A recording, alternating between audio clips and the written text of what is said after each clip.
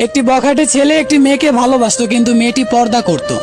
তাই মেয়েটি প্রতিদিন মাদ্রাসায় যাওয়ার পথে ছেলেটি রাস্তার পাশে দাঁড়িয়ে থাকতো আর মেয়েটিকে বারবার বলতো, এ পর্দাওয়ালি, পর্দা সরাও, আমার ভালোবাসা কবুল করো। এ পর্দাওয়ালি, পর্দা সরাও, আমার ভালোবাসা কবুল করো। মেয়েটি জবাবে বলতো, আমি তোমাকে ভালোবাসি না, যা ইচ্ছে করো, প্রয়োজনে মরো। আর ছেলেটি তাকে না পাওয়ার দুঃখে আত্মহত্যা করলো।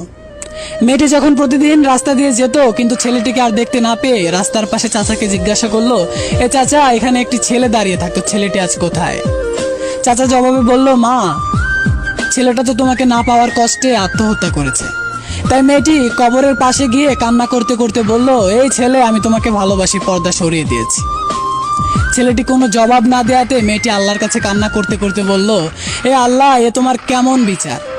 আজকে আমি পর্দা খুলে নিয়েছি আর সে পর্দার আড়ালে।